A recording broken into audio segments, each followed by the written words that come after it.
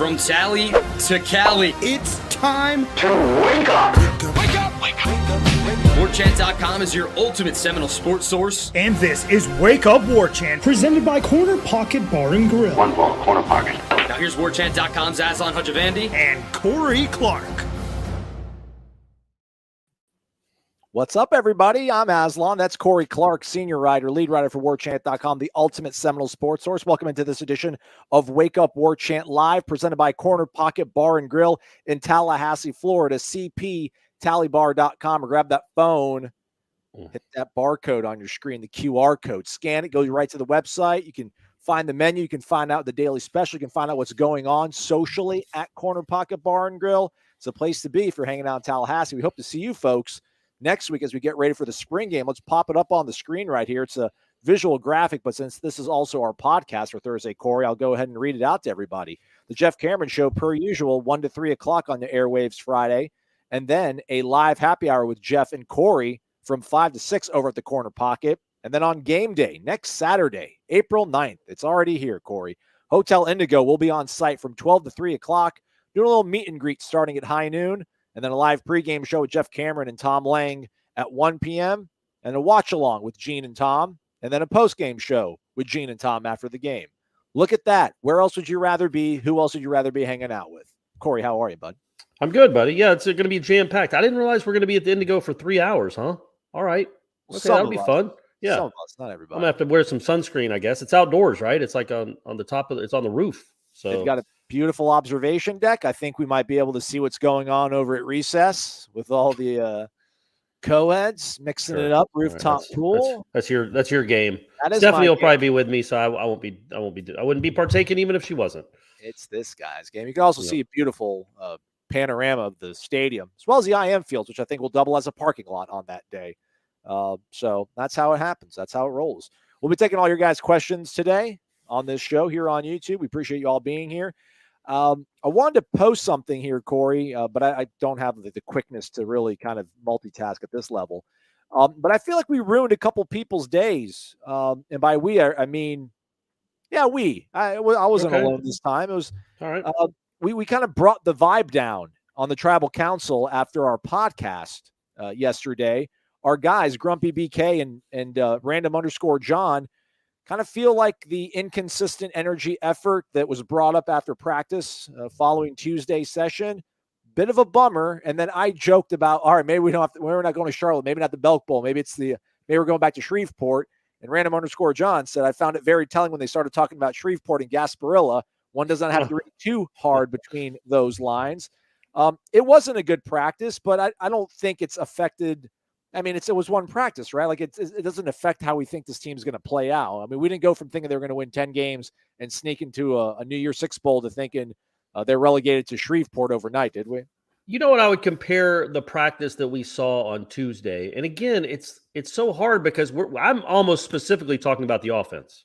Like the offense just wasn't the offense just didn't look like it had looked the previous 3 or 4 practices in my mind, Thursday in particular. But I would say the offense in that practice looked like the Syracuse game. Dink and dunk, didn't have a big flow to it, didn't have a great flow to it all. Didn't seem like Travis getting into a rhythm. That crazy interception where I can't remember who didn't have the block to let Matt McDonald maybe, that didn't have the block to set up the interception.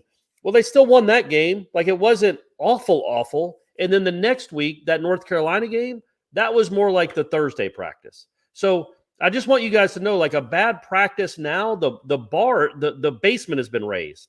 Like there weren't interceptions. It wasn't disgusting. It wasn't a bunch of bad snaps and false starts and guys not catching passes. It was just a bunch of check downs and 2 and 4 yard, 8 yard passes. It wasn't anything great, but it wasn't horrid.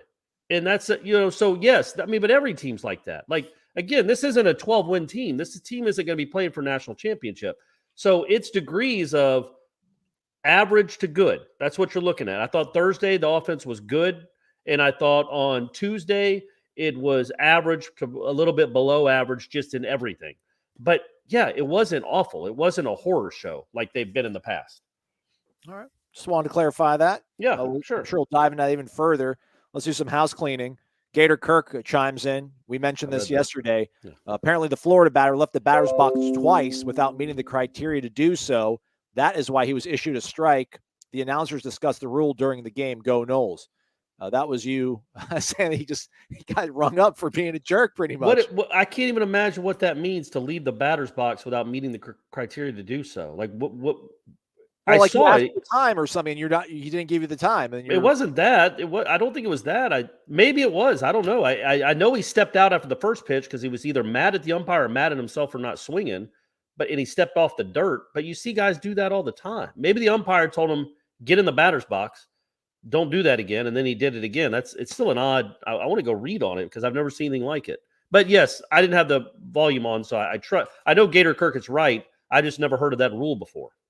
How did you do on Sunday's Wordle, by the way? Noel Fan 407 asks. It was Nymph, as a reminder. I got that one, I think, on third or fourth one, surprisingly. Yeah. I got it on the third with, much to Stephanie's chagrin. She did not believe me. She thought I cheated because I do that to her all the time. But no, I got it on the third one somehow. I didn't even know. I wasn't even quite sure nymph was a word. Yeah. But the way the letters were out, that's what I went with, and I nailed it.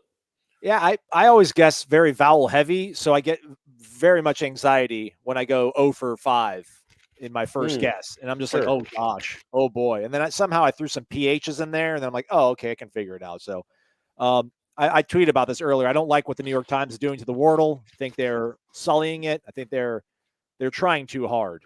There's been a couple times where, like I mentioned on my tweet, like the word, like say the word ends in O-U-N-D.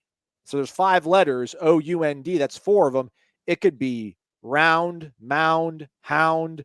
It could be too many options. Yeah, it's too many. Hound. I know, buddy. I know. Preach. Our guy in Miami Marlins here says, let's go. And I agree with that. Let's go. Let's go to our guy, T. Giddings, man. Long time no see, friend. $50. Let's go. Tommy, I'm coming. Come back on the screen. I want to let you know this thing resides in the office. I wear it. It's kind of like my somebody knocks at the door. Somebody knocks at the door, and I don't wear clothes around my house. I mean, I wear pants. What? I don't wear a shirt around the house. Oh. I wear pants. I wear. Okay, well, that's good. Are you wearing pants right now? Oh, yeah. Okay. Somebody knocks at the door. I'm like, oh gosh. I just grab my FSU Ice Club hockey shirt, courtesy of our guy T. Giddings. T. Giddy, Thomas Giddings. Thanks for the $50, Thomas. That's awesome, man. We appreciate it. Thomas, you're the best, and I have also worn that shirt many a time and been asked many a question about it, where I have to say, one time I lied and was like, yeah, I was on the hockey team, but mostly I tell them the truth that a nice person sent it to me. He simply says, let's go, guys. Congrats to Brady on the great weekend. Love the show. Glad I'm finally able to catch this one live. Thomas, we're glad you're here, man, and thank you very much. And Brady, I don't know if Brady's heard me. I don't know if he even knows he's the indescribable player of the week. I asked Shanna, and she said she hadn't told him yet, but she might have. I think she was going to play it for him today. So, because I'm not going to tell him how proud I am of him. That's not what a dad does, right? He does it through a third party on his own podcast. Shout out to Kayvon telling me hello in my parents' native tongue. Hola to you as well. Salam to you as well, Kayvon. By the way, softball currently playing right now. They're up 6 in the bottom of the third. Thanks to our friend Gator Kirk for keeping us posted on these. On the first game today, 12-3, maybe, because it's a doubleheader against like North Florida and Jacksonville, I think. And they won the first one 12-3, and now they're already up 6 in the third. Let's go to our guy Sharkzilla Tornado. How does Treshaun Ward look in the pass game? Natural or robotic? I mean, I haven't noticed him looking robotic. I think he looks pretty good catching the ball. There are times, honestly, because my eyesight is terrible and I haven't had binoculars, where when he catches a ball, because an 8 is so similar to a 0, even though one has dreads coming out of his helmet and one doesn't, I wonder if it's Ja'Kai Douglas. I get them confused sometimes because of the numbers are so close and my eyesight is so bad.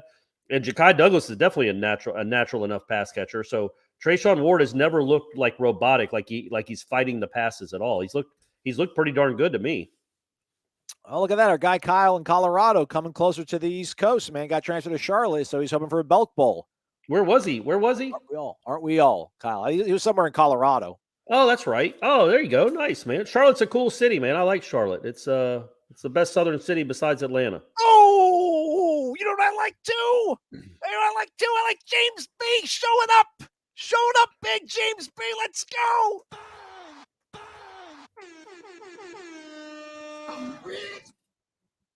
What? James B in the house. Let's go. That might have been too loud. Try to hold it far away. It wasn't. You held it enough. I don't think it startled people. I hope not anyway. Okay. James B throws $200 our way. James, thank you. Thank you, man. For real. We had disagreement on YouTube earlier today. Corey didn't like my assertion that once a Nole, always a Nole falls into the Jarvis Brownlee category, and the Jarvis falls into it. So sure, I can understand James B's sentiments there. It says, hey, fellas, I'm on the road, so can't talk. Just wanted to say I'm really looking forward to seeing you guys next weekend, and go Seminoles. James B, the first vodka water is on me, my man. The first vodka water with a little splash of Mios is on me. I do appreciate. We really do appreciate it, man. I'm looking forward to seeing all you guys too, especially the Pillars. That's always a lot of fun.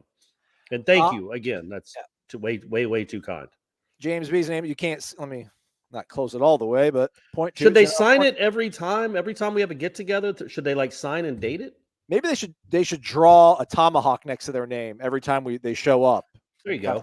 Tomahawk. Smart. That's a much better idea. Good job. Or maybe we should buy tomahawk stickers and do it ourselves, like a helmet. And when they show up, they can place it next to their name. Let's do that. We're going to do that. Okay. All right. Do it then. We're going to keep this on the screen because our man just paid for $200 worth of real estate. He's from Pensacola, also home of DeLuna Coffee, by the way. Everybody, shout out. Caleb James asks, just got here. Does Corey's shirt say Sweet Pea? I didn't even think about that. It says Sweet Land. Let's see if I can. And then it's got a beer mug, and then it says Liberty. Yeah. So it's a cool shirt. It's kind of dumb when I'm sitting this far away from the camera because all you see is sweet, and that's a weird thing to have on a shirt. But there is other stuff below it. Also going to keep it up on the screen, but I did want to take this question from our guy John Clayton from the grave. Good night, sweet prince. Back from the dead. What a great writer, though, by the way, John Clayton, man. I don't no longer being with us, man. Brought a lot of joy to a lot of people. That great Sports Center commercial, man. It was really good his job too. I remember. I'm done with my segment. Yeah, where's the meatloaf? It's crazy because, on Super Bowl week, it goes down to pool reporters, or at least it used to, where each team is followed by one representative from the Football Writers Association, and John Clayton was a guy that usually was the pool reporter for one of the teams at the Super Bowl, and that's just how well revered and regarded he was. But where did the question go? It comes from John Clayton, as we said. 8 wins or failed season. I feel like this was a topic on the Jeff Cameron show a month ago that we talked about on the show, but nonetheless, failed. I mean, here's what I'd say with go ahead. I just say with failed or successful. I don't know that 8 wins means it's a successful season either. Just like I don't know that 7 wins is absolutely a failure. There is some gray area and some nuance there. But if this program doesn't look appreciably better than it did last year, whether that's 8 wins, 7 wins, 7 wins in a bowl, in a bowl appearance, winning that 7th game in the bowl game, so going 6-6 in the regular season, if it doesn't look appreciably better, then yeah, that's a failure. Probably. I mean, at some point, as much as I like this guy, and as much as I think he can turn it around, you do got to win games at some point, or you start getting labeled a failure. And this is his, this is a big year for him, a very big year for him. So I don't think 7 wins or 6 wins gets him fired. But I also don't think 8 wins should be like a $2 million raise. 9 wins, 10 wins, sure. You know what I mean? 8 wins, I think, is just, that's a goal, but I don't know that I'd call that a successful season, just like I wouldn't call 6. I don't know that I'd call 7 wins a failure, but it's a fair question. But 8 wins is, that's a pretty arbitrary number. I think 8 wins does get him a $2 million raise. I mean, have you just seen what the market's like these days? I don't know. Not that, he really has a lot of leverage to be like, all right, well, fine, then I'm going to go to. Yeah, he doesn't. So don't do it. Don't do it. I love Norvell. What's he making? 5, 4.5? 4.5, I think. That's enough to live in Tallahassee. I've driven around here. I know he's got a nice house. I know he can live in Tallahassee on that. You don't need to just jump every time somebody in this stupid profession has any little itty bitty success. whether it's jumping up 2 wins or 5 wins, they get this huge raise. There's no need for Florida State to do that. You are not competing against anyone for the services of Mike Norvell, despite what his agent tells you. Where is he going to go? What is 8 wins at Florida State going to get him in 2023 that's better than coaching Florida State? Nothing. I love the energy from Corey right now, man. This is great. Noel Princess mentions that Micah Pittman's girlfriend is going in the transfer portal. I didn't know that. Makes sense. Yeah, come in Tallahassee. She was, and I'm almost positive. This is 90%, not 100%. I'm almost positive she was there at practice yesterday. Yeah. Did you notice her sitting, waiting for him to be done with his interviews? Or a tall blonde was sitting on the wall waiting for Micah to be done with his interviews? I remember seeing her at a previous I hope I really practice. didn't get Micah Pittman in a lot of trouble. I don't think I did, buddy. It really did look like the girl I looked up, which is his girlfriend. So I think that was her in town. That's what it looked like. 5'11", yeah, tall girl. And I think she was in town because Micah was waiting on her. I think they have a podcast together, right? Or They a YouTube They channel? got a YouTube channel, Micah and Maddie. You couldn't make it any better. So yeah, I'm pretty sure that was her, and she's in town, which leads you to believe that you would think she's transferring. There's a pretty good chance that she might end up at Florida State, and they need some help. So she might be. I think she was top 20 in the country coming out of high school, man. I think she was a big time deal. She was Miss Kentucky basketball. Yeah. So there you go. There you go. More you know. Covered a little bit of everything. Sage Rubin in the house. Hey guys, was wondering if FSU is still going to pursue a quarterback in the portal, and if we should expect any big names to transfer into the basketball team. Well, there was some news. Did you see that, Aslan? They just got a transfer. Can you pop that up? He's from an Ivy League school, right? He's from Brown, I think. Okay. Jalen Gainey. All right. Yeah, I think he's from Brown. He is the 2-time. I think he's he's won the Defensive Player of the Year in the Ivy League 2 straight years. He's 6'9" and a shot blocker and a center that can protect the rim. All he does is dunk and block shots, from what I've been told, which is great. Those are good qualities to have. But he also, maybe more so than other 7-footers or tall guys on this particular basketball team, can switch and maybe keep a guard at bay, at least if he's forced to on the perimeter. But a good guy to they didn't have a lot of shot blocking at the rim this year. This guy should help alleviate that. Yeah, there you go. 6'9", 220 from Greensboro, but yeah, a brown bear, Ivy League, 9, 6, and 9. Look at that last game he had. Yeah. Okay, Jalen, you had 20 and 18. He didn't want to go home. Go home. Sorry, Yale. You had to run into Gainey. Average 3 blocks a game. That's impressive in any league. Probably won't do that in the ACC because he probably won't. I can promise you he's not going to play 36 minutes in a game here. But that's a nice piece, especially with Ballard leaving. That gives you some more depth on the front court. First part, though, if everybody stays healthy, Corey, I don't think they'll go after somebody in the portal. Do you agree with that? That wasn't the question. The question was, will they? Yeah. That was me giving my opinion on. I think if everyone stays healthy, how much? I believe he really does believe in Tate, man, more than you believe in Tate. And I believe in Tate. I'm starting to believe in Tate. Like every practice, he's not making all. Even yesterday, as bad as that is not good as that practice was. I don't want to say bad. Again, it wasn't awful. It just wasn't what we had been accustomed to the last 3 or 4. He didn't make any horrible mistakes or horrible reads, I didn't think. Like he made completions. They were just short. The receivers weren't really involved. But he threw in the middle of the field. He seemed pretty, he seems dialed in, man. So yeah, I don't think so. All right. I mean, but don't you think, again, I'm going to keep saying this. How does he look in Doak? Yeah.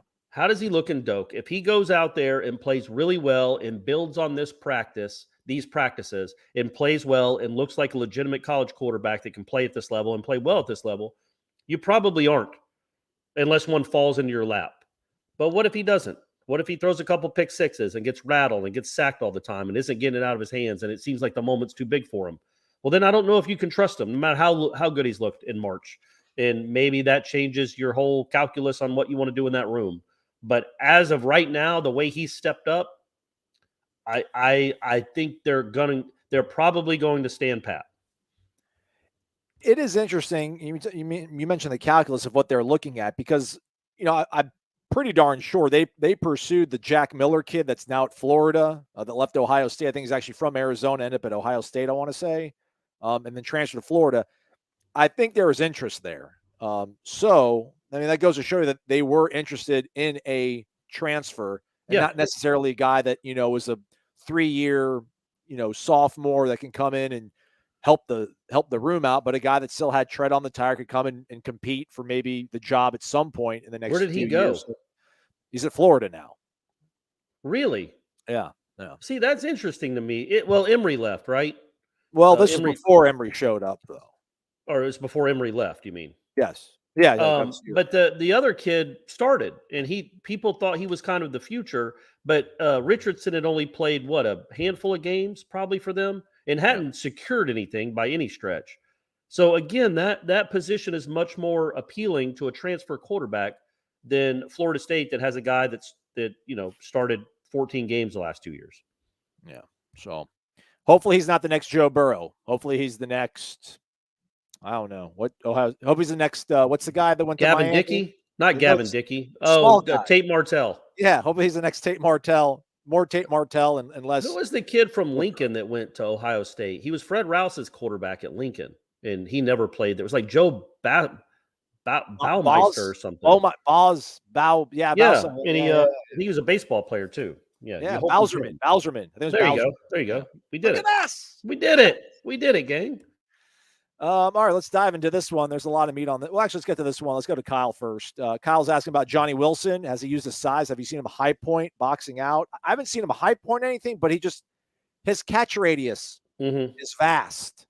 I've seen that. What they've done the most with him so far, they don't just throw jump balls in practice typically. What they've done the most with him that he stood out is just middle of the field, just crossing routes, seam routes. They almost, again, kind of like a tight end, just kind of, and he's not playing tight end, don't get the wrong idea. And they do line him up out wide and they run goes with him. But his real contribution so far early on, in my opinion, has been kind of just in the middle of the field and making catches and then showing off some better speed than you would think for somebody that size. But he's good at the 50-50s too. He hasn't gotten a ton of opportunities. I'll be honest with you. He just hasn't got the opportunities in those balls that Micah Pittman has. Like, I don't know. It's not like they throw it up to Johnny and he can't catch it. They haven't done a lot of fades and 50-50 jump balls to Johnny Wilson, so it's hard to really say. And I've watched every rep he's had. They don't do well with him one-on-one. Just because, again, if he gets in front of the DB, that's how he, like you said, boxing out there. That's how he uses his size. If he gets in front between the DB and the quarterback, he's going to catch the ball. Yeah. He's been productive, man. He's made the most of his reps. I haven't seen him drop the ball, so I like it. I'm encouraged by it. Let's dive into this one. A lot to go through. Briley, or maybe just B. Riley. What aren't y'all seeing at practice that you would need to see to take the leap of calling this an 8 or 9 win team? Depth, consistency, explosive play, sustained drives. What's the next hurdle to clear? It's a little bit of all that. I posted this over on the Tribal Council, Corey, to Grumpy BK and Random_John to kind of clarify where we were after seeing practice the other day. We have to kind of maybe use, unfortunately, a team like NC State maybe as a barometer. Like, look what they were last year. They were 9-3. They had a couple guys on defense that were first team all ACC. So did Florida State. They probably had a little bit of a better quarterback. But, man, they've got, I think, probably 3 or 4 dudes that are really solid. Like, solid and consistent and good and know what they need to do. I think Florida State on defense has out with Amari Cooper. I haven't seen Amari Cooper have a bad day. Florida State needs 3 or 4 guys on each side of the football to make me take that jump that just consistently have good days. You can have a bad period. You can have 2 bad periods. I don't want to see a bad day. Amari Cooper has not had a bad day. Jamie Robinson's probably that guy for you. Maybe Verse by September can be that guy. He's still got nearly 40 practices left. I think some combination of Fabian and Robert maybe give you that can combine to just be a thorn in the side of whoever they're playing against. Now on the offense, like Jordan didn't have a good day yesterday. Micah Pittman, I have not seen him have a bad day. They need more guys. It's a consistency of execution from guys, I think, if you can see 3 or 4 guys that you can count on at certain, and I don't know if we can say Robert Scott's one of those guys. He's kind of entrenched, but is that because he's just simply been here for so long and there's really nobody else that talented behind him pushing him? And then you see like 2 more people on offense that can kind of be like the Omari and Cooper on the offense, where it's like, man, that guy is just automatic every day, 20 out of 25 periods, pretty much. I think Mike has been that guy so far. Haven't seen anybody else on the offense yet. Yeah, I'll just say this, man. I guess I'm not a sophisticated enough football mind to know that I could see anything that would tell me this team is a 9-win team until I see it against other teams. It's spring practice. So, I think hey, man, the way you saw Jermaine last year in spring, the way you saw Brian Burns, like at IMG, sure. go, like if they had 3 guys, maybe not to that level, because those guys are going to be first-round picks, but something in that ballpark, 3 or 4 guys on each side of the football, wouldn't you be like, all right, man, those guys are going to hold it together, and there's not going to be a lot of around them. Like NC State doesn't have a lot of If you look at the PFF grades, like pretty much everybody grades out in the 70s. Yeah, I think, and that's what I was going to say. Like, look, Brian Burns and Jermaine Johnson were both very good their last years here, and they didn't win a lot of games. So it takes more than that. It's getting rid of the bad players.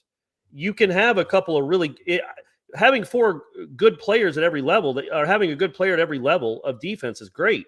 And I would say right now, Fabian Lovett and Robert Cooper have been really good. Robert Cooper, they can't block. I mean, that might have been a reason in the scrimmage. They're like, hey, why don't y'all guys sit this out so we can get some stuff done? Robert Cooper can't be blocked right now. And then Bethune is just such an upgrade over what they've had that moving Deloach down to your 2 linebacker, it just they're good. And then the secondary, like you mentioned, Cooper, I think they have guys that could be stars at every level of the defense. But the good news, I think, is they don't have any weaklings, like just absolutely ugly ducklings that are like, well, ugly duckling was like ended up being good, right? I don't remember the nursery rhyme, but I think so, wasn't ugly duckling ended up. It wasn't just about how ugly the duckling was, and that was the end of the book. It was a redemption story. Yeah, I think something happened, but yeah, they don't seem to have a lot of awful spots, weak spots right now. Except what I worry about is at tackle on the offensive line. We're still not sure what's going on there yet, or who will be there. That to me is where the portal. That might be another. You roll back into the portal. But yeah, so I guess my point is, I haven't seen anything that I haven't seen anything that makes me think it's a national championship team at all. That it isn't. I've seen enough this practice to think they're going to be better. They're going to be better than they were last year. Again, I view last year as a 6-6 football team with one stupid play at the end of a game. So they're going to be better than last year's team. Does that equate to 8 wins? I don't know. There's a lot that goes into that, but they are better than they are certainly so much better than they were this time a year ago during that spring practice. I mean, that's undeniable. But as far as putting a win total on it, well, hopefully they can play when it matters under the lights in September and October. Right now they look better, but it's March, so it's hard to really gauge it too much. You know what I mean? When you're trying to take a big leap, like I could tell in 13, yeah, this team's gonna be pretty good. They got Tulvin and LaMarcus and Jalen running around. You're like, yeah, this is Jernigan. Yeah, it's a pretty good football team. Right now, when you're trying to leap so much, it's hard to gauge. Okay, have they taken a 3-win leap, a 2-win leap? It's just a couple weeks of spring practice, but they are better. And they're better across the board. They have better depth everywhere. Yeah, well said. There's our guy. That's Ed Lemix, everybody. He's the head of DeLuna Coffee. DeLuna Coffee, come explore our world of coffee. Once it hits your lips, it's so good. Guys, this is a very special occasion. The Godfather himself has been kind enough to grace us with his presence. The Godfather. This is his damn house. He lives there. He sleeps 20 feet away.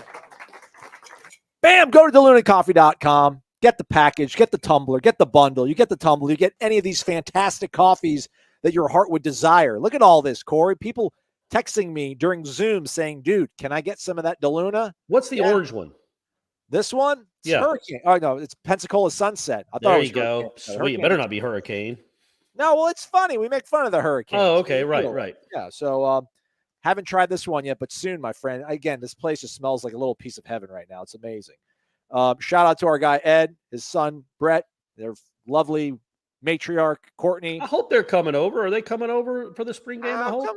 Come on, Ed. Come on. You'll have a good time, man. Come on over. Bring the family. There you go. Any word on the soccer coach replacement, Corey? Nope. Not yet, right? Not yet. Nope. Still kind of reeling from that one. Yeah. It's a bit. And I was thinking, like, what would be the odds that it's just like an elaborate April Fool's joke? Because you don't want to do it on April Fool's. That everybody gets it. You know what I mean? Yeah. So you have to do it. You have to do it a couple days in advance. But no, it clearly isn't. But no word on the soccer coach. I don't know if they would go from within. I kind of think Florida State is a destination. Krikorian made this a destination spot, but I don't know who you could go get. Like, is the coach from Santa Clara or Gonzaga or North Carolina? Are they going to come to Florida State? I don't know. And how many of these players stay at Florida State? A lot of them were here because of Mark Krikorian. Is the guy at North Carolina the guy that was there when Mia Hamm was playing? Like, is it the same legendary guy, or have they gone through a couple coaches? I think his name is Dorrance or Torrance. I think it's the same guy, or it's a guy that took over from the guy, but he's still been very successful and won a ton. I don't know if he's won they win like 18 or 15 in a row or something ridiculous back in the 80s and 90s. Anson Dorrance, 45 years he's been there. Boom! I got the name right, I think. Our guy, he crushed it. He crushed it, man. He's been there 45 years. 45 seasons, it says, man. Wikipedia wouldn't lie to us. I can tell you one thing. He's excited about the news from yesterday. Yeah. Look at that. Man. Yeah, they won 21. They've won 21 of the 31 NCAA women's soccer championships. Yeah, I wonder if during the interview process, was Michael Alford asked, like, what kind of Rolodex you have? Like, do you have a short list of coaches that you would be able to call if Leonard says I'm done, or if this doesn't work with that coach? I can almost guarantee you, nowhere in his mind did he think he needed to have a backup plan for Mark Krikorian. So probably not. No, no. Probably take some time to figure this one out. But they announced Brooke Wyckoff. They introduced her today, so that was nice. Shout out to Ira for going out there and grinding away. Yeah, that was kind of she got emotional talking about Sue, which made Sue emotional, which was cool to see. And then again, you want to win games. That's the most important thing in any sport. But a Nole, somebody that decided to go to Florida State when she was I think she said 16 years old is when she decided she was going to go to Florida State. She played here. She starred here. She's been an assistant now for, I feel like, at least a decade. 11 years, I think. Yeah, there you go. And now is the head coach. So it's really cool to keep it in family. Now go win some games, Brooke. Go get some players here and go win some games. Get to the Final Four. I wanted to shout out Sue real quick. She never made the Final Four. She got so close in 14 or 15. She had her all-time best ever team. I think they were a 2 seed, and they had to play the 1 seed, which was South Carolina, in Greensboro. So it was, and South Carolina fans, man, they travel. That was an incredible atmosphere, and it was a really good Elite 8 game. And I think that was Dawn Staley's first or second year, maybe. And she's turned that team into a national power. But yeah, man, that was as close as she got to the Final Four. I think it was a 1-possession game in the final 30 seconds or minute, and that was her all-time best team. And just got a little unlucky that they had to face South Carolina in the Elite 8. Look at that memory on this Clark guy. What year was it? Did it say? 2015. So yeah, they were a 2 seed. So yeah, was kind of well. No, it wouldn't have mattered because if Carolina would have won that game in the other Elite 8 or the Sweet 16, that would have been a very pro North Carolina crowd. It was just bad. Like, it wasn't like Florida State didn't get sent to Wichita to play South Carolina. They got sent to where they could all come down, and it was a really harsh road atmosphere. But that was a great game. Again, check out our guys over at DeLuna Coffee, DeLunaCoffee.com. Come explore our world of coffee. Warchant 15 promo code still rocking and rolling, gets you 15% off your order. Thank you, Ed.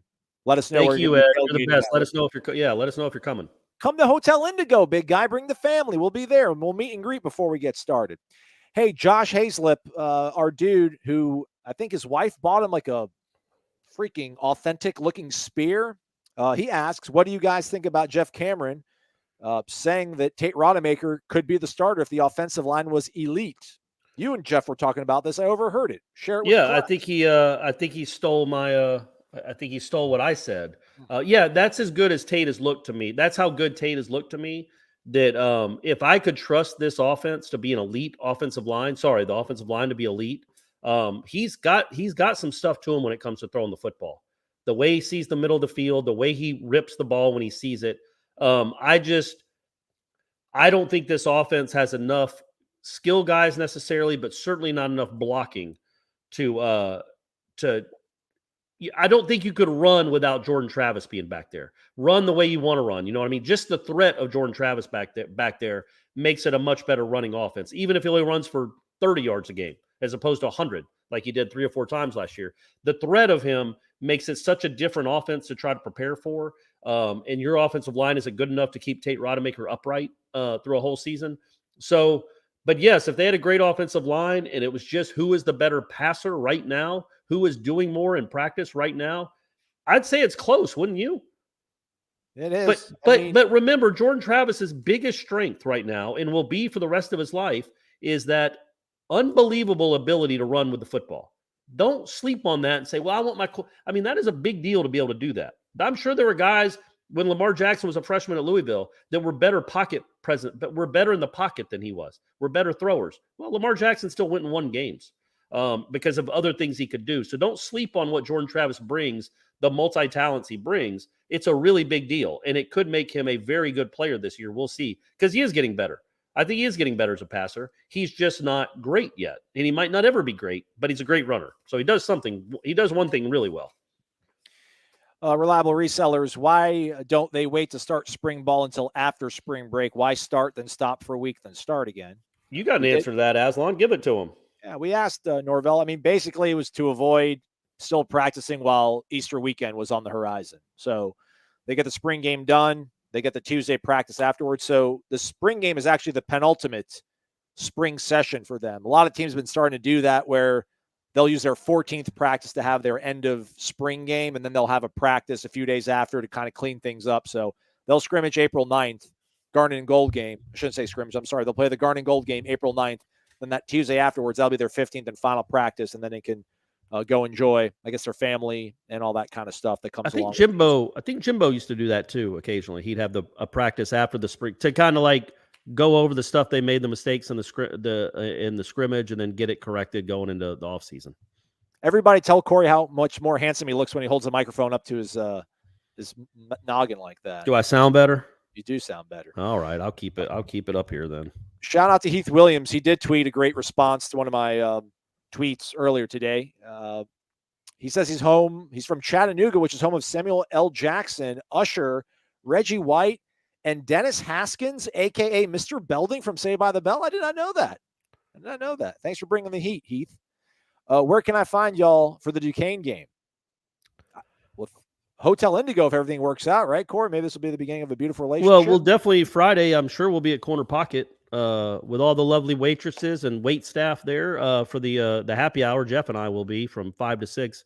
We'll probably make Aslan come for that one too, because it's the opener. You got to be there for the opener, man. You got to be there, and you got to say hey to the masses. So that'll be Friday night at Corner Pocket, and then Saturday. If you're in the press box, come say hello. Or Aslan, you even go to the games? You come afterwards. Will you go to the games this year? I don't know. It's a good question. We'll see what if they go back to in-person post-game, then yeah. But if they keep doing it Zoom, I'll probably hang out at home. There's no way they're going to do Zoom again. They can't. They didn't. Did they do Zoom? Yeah, they did. They did Zoom all of last year too. Well, I guess it was still a little bit. We thought we're dealing with something then, but yeah. Hopefully their Zoom days are over. What did we do after the scrimmage this past Saturday? We did a Zoom. Hey, but that's fine, right? It keeps you home. You know what I mean? Like you don't have to go out there, trudge out there just for interviews.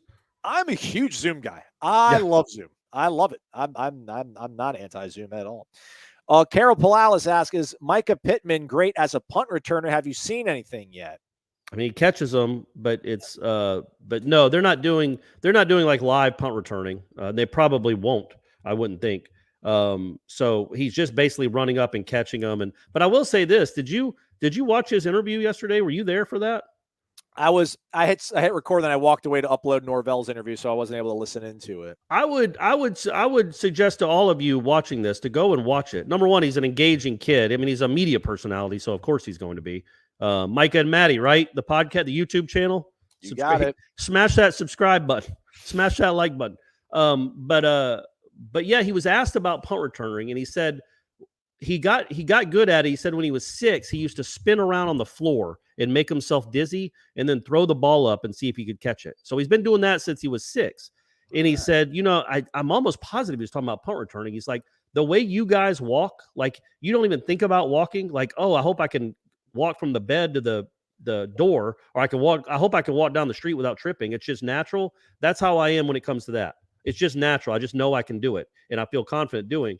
And he also said, he talked about when punts are really high, he can tell. He's like, look, I'm not a physics major. I'm not into science or anything. But when a punt is really high, that means it's going to come down really fast. So even though it feels like it's over my head and I have to rush back, I know it's coming basically straight down. So I don't have to rush back even though I feel like it's going over my head, it will come straight down to where I'm at. And then he talked about the spins he can see on the ball and how he knows if it's spinning one way, it's going to bounce to him. But it's going to spin another way, it's going to bounce a different way. I thought it was really, I've never heard a punt returner kind of go in depth like that. So I thought that was interesting. Nice, man. As Apollo Creed once said, don't be a fighter. Use your mind, boys and girls. Be a thinker, not a stinker. Not a stinker. Shout out to Micah. Shout out to Mark Sermons. Mark, where's your question at, man? You brought the cash, but no question. We appreciate it, but I'll scan here. I'll scroll, see if I can find it. In the meantime, thank you, though, Mark. That's the most important thing. Let me show you my appreciation, my sincere appreciation. Next time ask a question, Mark. But thank you very much, man. We really do appreciate it. Our guy, Eric Angel, Houday, he's in Cincinnati. Dollar bills, y'all. I almost hit the 3 button on my keyboard, which is must be the money. I haven't deleted that from the keyboard. Oh, yeah, it's certainly forbidden for at least a year, right? Yeah. I think at least until next National Signing Day. Yeah, you cannot play Dion. Eric Angel with $30. Thank you, Eric. Says, let's start a GoFundMe page to save our coaches. Says, see you guys soon. Hopefully Shane and Michelle can make it also next weekend. Go Noles. Corey might stop at the Braves opening day next Thursday versus the Reds. Yeah, that's exciting. I got a couple friends that are going. They're going to they're going to raise the banner. I guess raise it or unfurl it. I don't know. Yeah, what do you? It's been a minute since they've done it, so I don't know what they're going to do. I will not be there. I'm just waiting for the Dodgers to come to town so I can throw stuff at Freddie Freeman. I haven't decided yet if it's going to be like a roll of quarters or batteries, but something's getting thrown at the first baseman. Do you think he'll get booed, or what do you think it'll be when they announce him? I was telling people I'm going to stand up and applaud while maybe booing just a little bit. I want I'm going to show mostly gratitude, but also you had to go join that team, huh? Like any other team, I wouldn't even think about booing.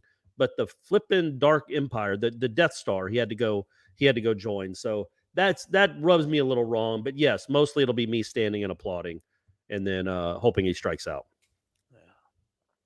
Thanks, Eric. I can see just being like, standing up and clapping, but booing, being like, yeah, that's what I'm saying. I could do a little bit of that. Yeah, right. So yeah, thank you very much, Eric. Hopefully Shane and Michelle can make it too, and yeah, we'll see you. Hopefully, we'll see you next weekend. Get down or lay down. It's Kyle who's going to be heading to Charlotte here soon.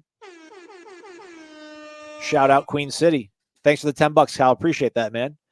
Let's see if I can find Mark Sermons' question here. But in the meantime, Kyle's question, if you two were a wrestling tag team, what would your team name and individual wrestling aliases be? What would our finishing move be, though, Corey? I don't know.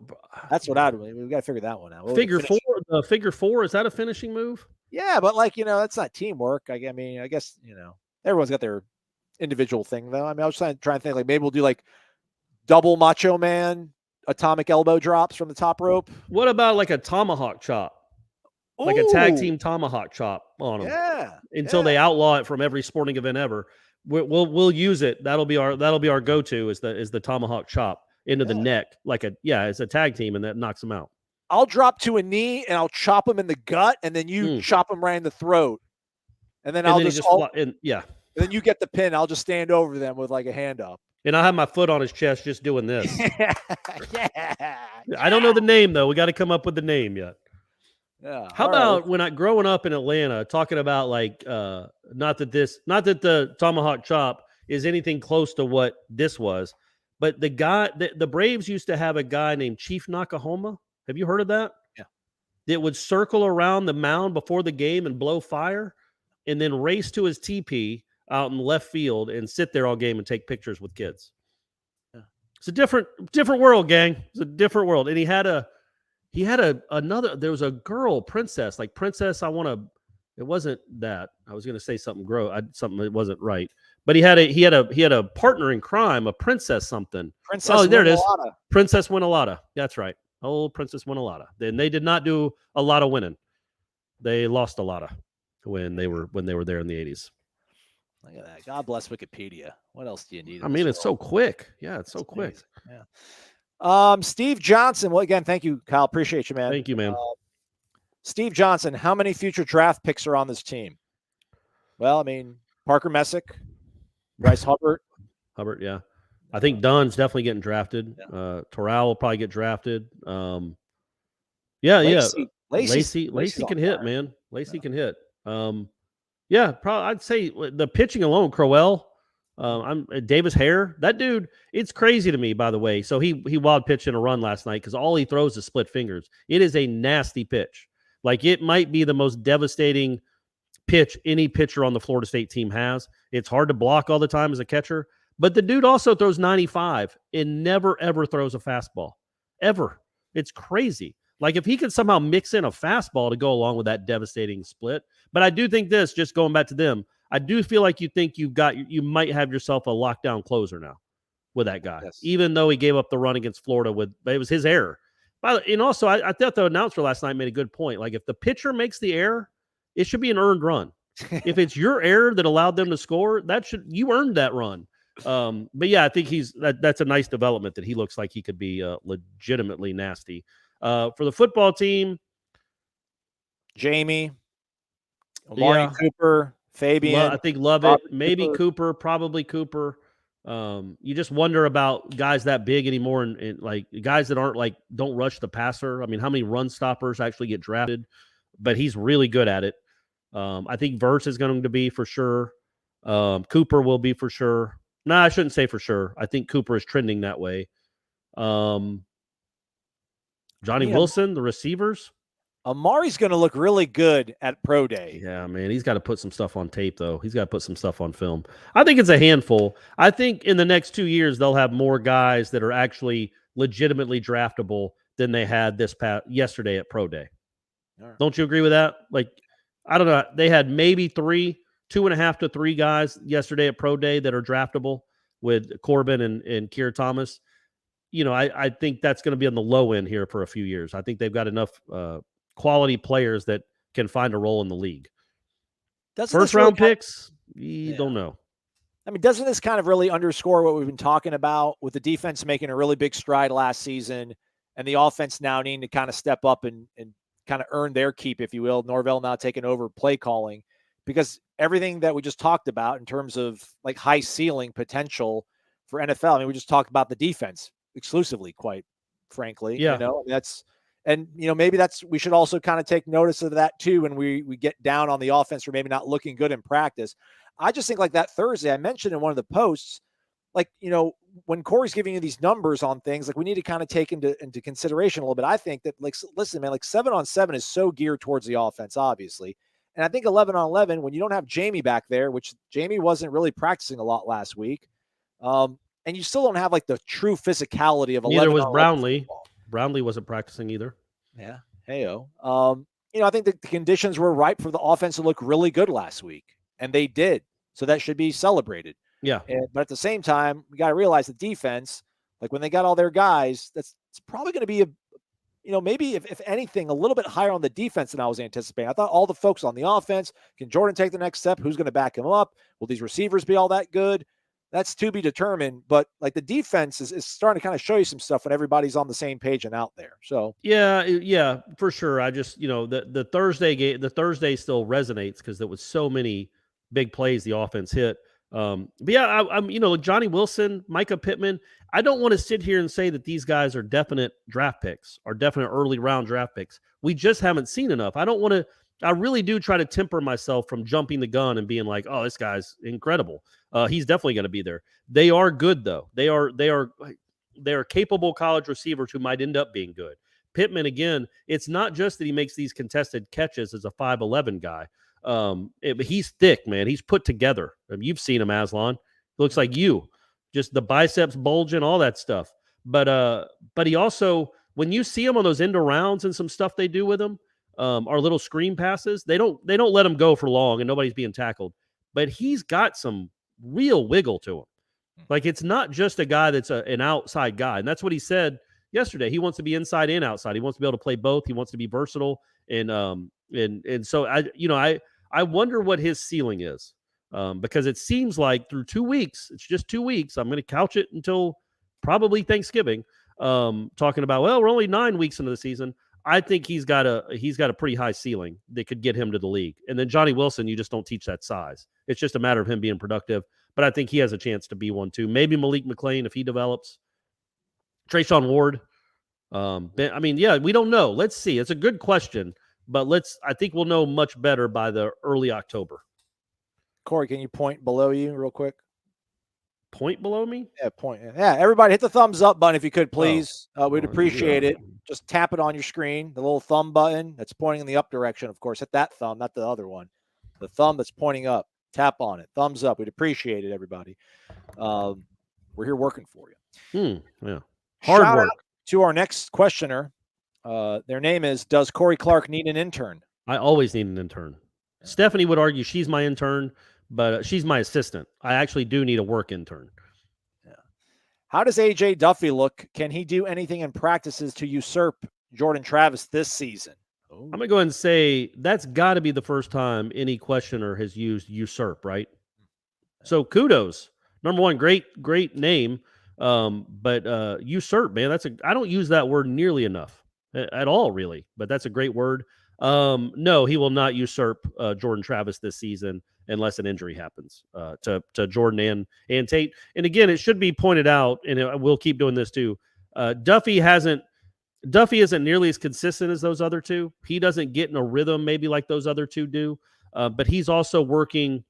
You can imagine who the first two quarterbacks are, and maybe they're working with the first and second teams, and maybe Mr. Duffy is not. So the blocking isn't as good, and the guys out wide he's throwing to aren't as good. So that makes a difference. He has done some things, though, that are just remarkable. Like, just they're here and there. Now, look, Xavier Lee could do some things every now and again that were remarkable, too. He wasn't a good quarterback. AJ Duffy, though, has the makings of being a very good quarterback because he does some things that are just instinctive. Just that there's no way he was taught. Like, there was no way he's been coached to do some of those things over and over again. Maybe he has. I don't know. But it really looks instinctual. And he makes some throws on the run. He makes some throws from the pocket where he's kind of avoiding pressure, arm angles. The great ones can manipulate the arm angle, right? They don't always throw robotic over the top. They can throw it to the side. They can throw it 3/4, whatever they have to do to get it around the defense. He's got some of that in him too. Putting touch on a screen pass, not just ripping it 100 miles an hour. All that stuff that quarterbacks kind of just innately have. He has some of that stuff for real, and he can move a little bit too. Steve Johnson, how about giving Tony Tokar some love for Tate Rodemaker's progression? Yeah, might as well. Absolutely. I think it also has something to do. I can't remember. It was probably Ira. I don't want to steal his thought. Maybe it was Jeff. I can't remember. But the fact that, Dillingham was the quarterback coach, but he was worrying about everything. Like, he was worrying about the whole offense. He was worrying about this and that, and he was spread out like most offensive coordinators are their quarterback coaches. Tokars just gets to concentrate on one position and one position only, and that is making a really big difference. It seems to, whatever is working, it is working so far. Kayvon asked, would you say Tate Rodemaker compares to a Thad Busby type quarterback? Big, tall, white kid. He's more athletic than Thad, right? Yes, he is. He is definitely more athletic than Thad was. Similar size, though, right? Thad was a big kid, just like Tate is. Yeah, I mean, I could see that. I don't. This is going to sound awful. I don't want to put that kind of ceiling on him, because maybe he's better than Thad Busby. Because Thad Busby wasn't great, especially considering the guys that were before and after him. Thad Busby was kind of just he was the pedestrian of that bunch. But he could definitely. I mean, he's got a big arm, man, and he can. He's not a horrible athlete. He's actually an exceptional athlete. He's just not a great runner, I don't think. But he could be. I don't want to. Like I said, I don't want to ceiling him. Like, Thad Busby went 22-2 as a starter, but I would wager there were 30 quarterbacks in the country with those teams that would have gone 22-2 as a starter, and 96 and 97 with that bunch. So, That's a hard question to answer. Sure. We'll say he's a Thad Busby type. I think he could be better than that. I think if he continues to grow and be really and keep growing at this rate, maybe he's got a shot at the league. But first, he's got to start. Well, look, right? Don't you the measurables, right, Aslan? That's what I'm talking about. The arm strength and the size. I don't see that, man. I Oh, see the here he size. goes, gang. I don't think his arm is nearly as impressive as you. But I'm in the minority on this one. You and Jeff are very high on it. I don't think it's I'm not calling it like a pea shooter or anything, but like it's not a howitzer. It's not a howitzer, but No. it's a strong arm. It's the strongest on the team. Well, Duffy's got a pretty strong arm too. So yeah, we'll see. Ask me that again, Kayvon. So Tate right now is Tate's listed at 6'4", 196. Thad Busby's third year on campus, he was listed at 6'3", 215.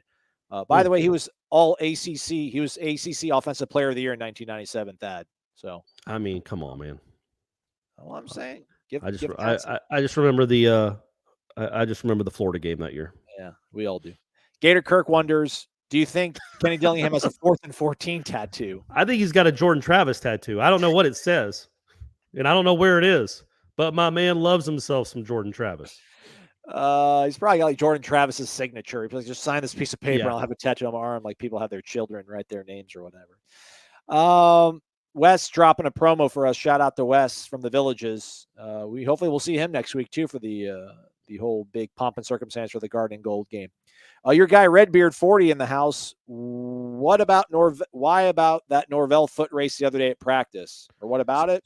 Yeah, so he does that every day. Aslan, can you look up who number 54 is on the team?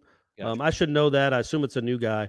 But usually every day when they break after they stretch and they have their little team meeting before practice in the IPF, they're at about the 15 to 10 yard line obviously on one side of the field in the IPF.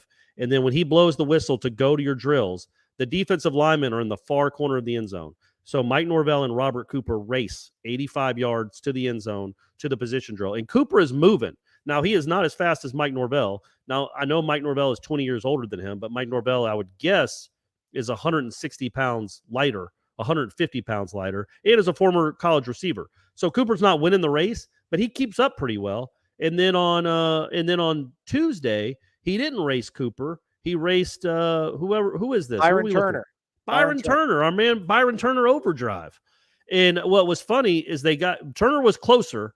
And then as they got close to the goal line, Turner started boxing him out, like using his size, like trying to grab him and like bar him from getting to the end zone. But Norvell still beat him and then started yelling, "The champ is here. The champ is here." So nice. That's fun. That was all. It's always fun to watch that. Garrett asked if Jackson State has a train wreck and Travis Hunter apologizes and wants to come back to FSU. What say you? Absolutely, yes. Travis. Yeah, you're coming.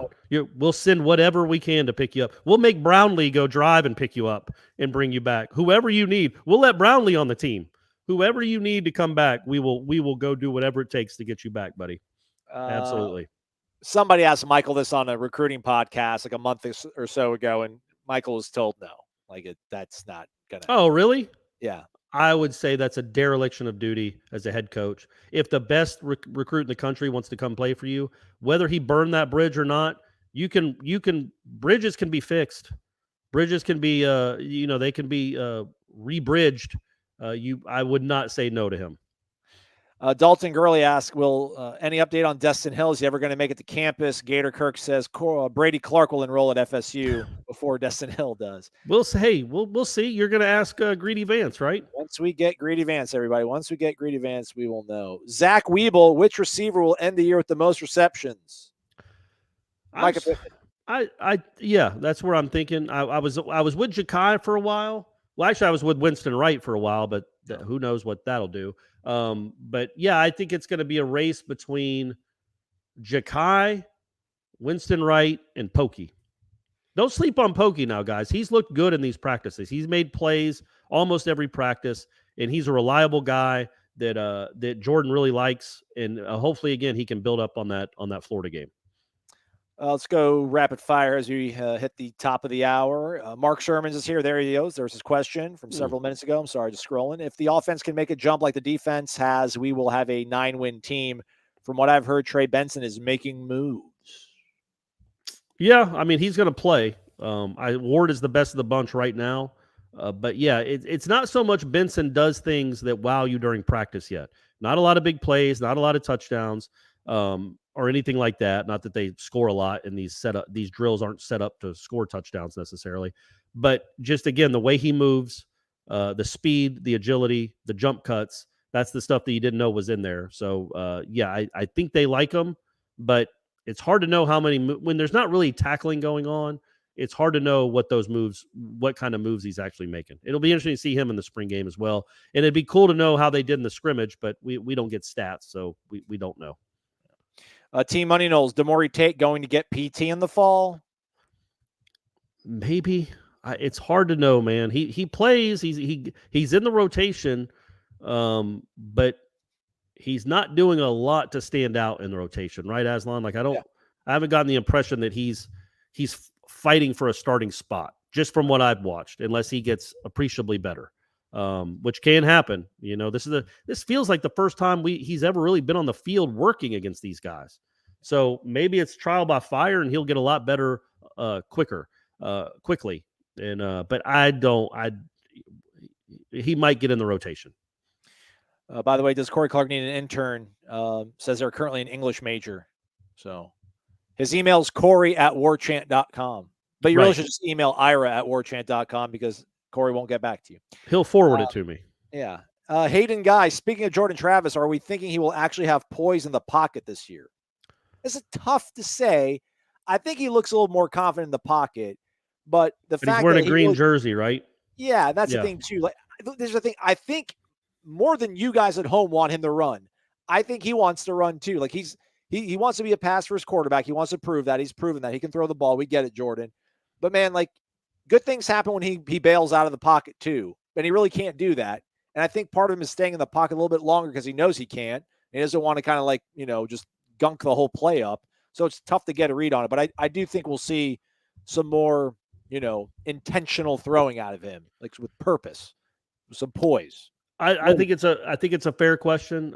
You guys know what I think of Jordan Travis. But with me, the biggest that to me is the biggest concern is the poise in the pocket, middle of the field stuff that the great ones do. Can he ever get there?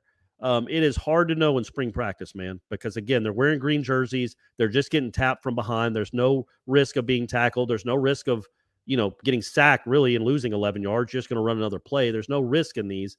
So yeah, it's easier to stand a little bit taller and scan. But in a game when the bullets are flying and you can maybe go run for that first down, you just got to beat that linebacker. Is he going to stand in there and wait for something to develop? That's the next step. That's what you hope to see. But I just don't know that you can see it until there's actually people trying to tackle him and get him to the ground. So he might improve with that, but we won't know until we see it. And that we won't believe it until we see it in real life. If he has a breakout season, would he get drafted? Yes. If he stayed healthy and had like 3,800 total yards and 35 touchdowns, yes. Maybe. Somebody asking us about LSU. Love you, Ryan Stewart, but I don't know. I mean, we're not there yet. Asking us about how their roster, how it's going to affect us defensively. Jaden Daniels. I don't know. They started their practice a week later than they wanted to because they weren't in proper condition to practice up to Brian Kelly's standard. And apparently they're practicing less time per practice than they were under Ed Orgeron. So take that for what you will, man. Their offensive line is beat up. Not beat up. They don't have a lot of pieces, man. And Keyshawn Butte is in a boot. Got his second surgery on his ankle. Feel good about that. You want to talk about Mike Norvell being unlucky, man. Again, that's just one thing where I'm like, this, you couldn't ask for something better. You couldn't ask to have a nice tune-up game and then play a first-year coach with a pretty leaky roster, on a huge stage. There's a lot to gain on that game. There's a lot. And Butte, he's the real deal, right? When he's healthy, he's a good player. Do you think they have plays? They must have plays designed specifically for him to get down the field, right? Don't you think, like to get down the field and get a one-on-one coverage? Do you think they call him Butte calls? I like that. I mean, you teed yourself up on it. That was great. You can laugh at yourself. It's great. I wasn't laughing at myself. I was laughing at your reaction. You seemed dumbfounded. It was good. I got a boot take also. Hey, man. I know what you're talking about. Rapid fire. Johnny Wilson, sure starter. Hayden Guy asks. No, that's sure. Starter. No, he would be on my team, but look, Pokey, Johnny Wilson, Pittman, Douglas, McLean. I think he's ahead of McLean right now. But again, that's just my perception, not what I'm seeing on the depth chart, and that's legitimate because that's not what we're seeing on the depth chart. But I think it will be. If I had to guess, wouldn't you say Pittman, Wilson, and Pokey, and then Ja'Kai is the fourth?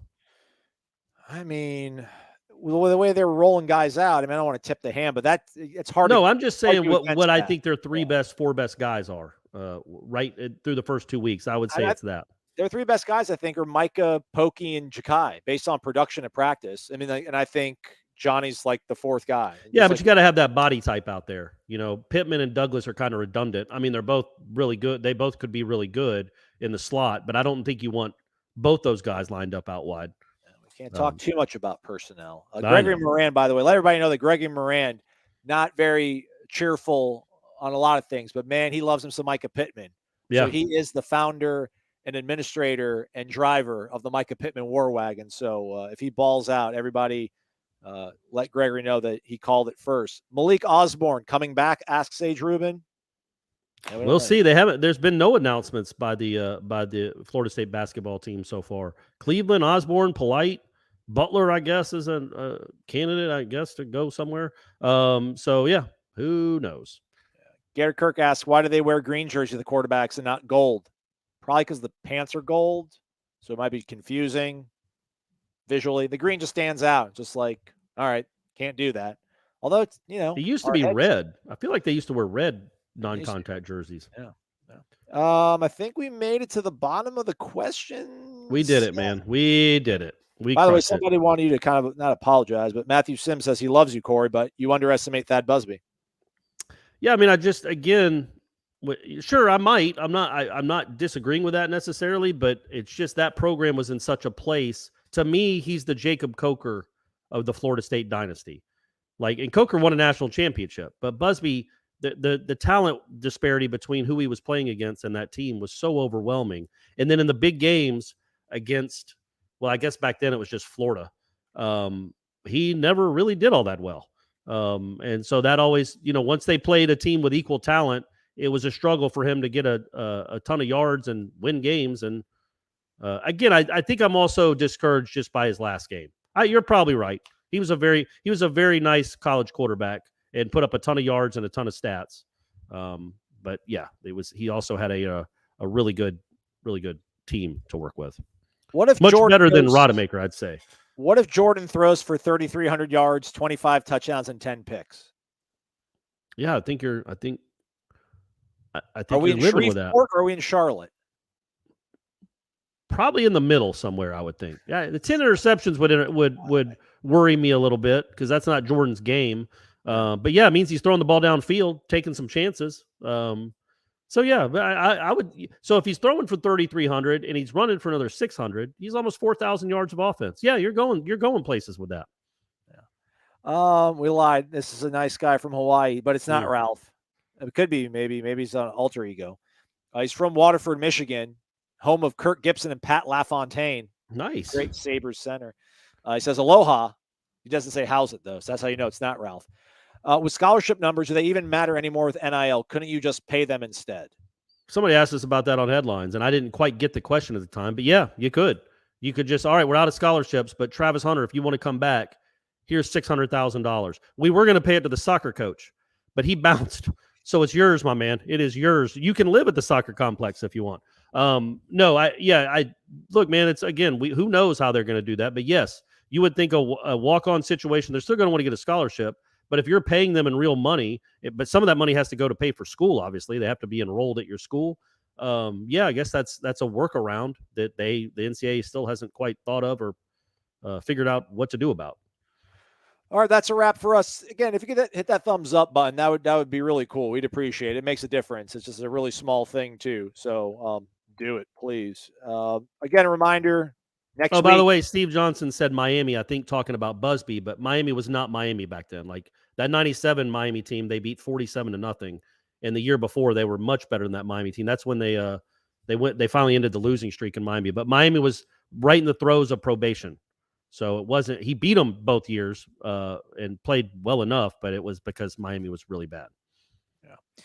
All right. A reminder, Jeff Cameron Show 1 to 3 o'clock tomorrow. They'll be practicing tomorrow. We'll have a wrap up of that on our podcast for you folks on Friday. Updates, though, before then will be over on warchant.com, the ultimate Seminole sports source. Spring game, April 9th. The day before it, April 8th, a Friday, happy hour, 5 to 6 o'clock at Corner Pocket Bar and Grill with Corey and Jeff. Come out for that. Get some wings. Get some wings up in you and some fries and some wraps. They got it all over there, man. Yeah. And if you're coming in for the game, come hang out with us over at Hotel Indigo. We'll have a meet and greet starting at high noon, then a pregame show with Jeff and Tom at 1 o'clock. The amazing thing is that's not even on my screen. I've remembered it now. I'm trying to get to the screen where I figure out where we can thank all the people that generously gave us money. I finally found it, Corey. But yeah, come on, hang out with us next weekend. It'll be great times. Thank you to Thomas Giddings, T. Giddy. Thanks to James B., High Roller, Ed Lemmix, the dude that does this, the Luna Coffee. Check them out. Mark Sermons, Eric Angel, and our guy Kyle. He goes by Get Down or Lay Down. It's what they said in the military. They're tough dudes, those guys. Thank you for listening to Wake Up Warchant Live or your podcast on Thursday. We're presented, as always, by Corner Pocket Bar and Grill. He's Corey. I'm Aslan. Corey, say goodbye for us, please. Peace out, everyone. Love you guys. Check out this dome.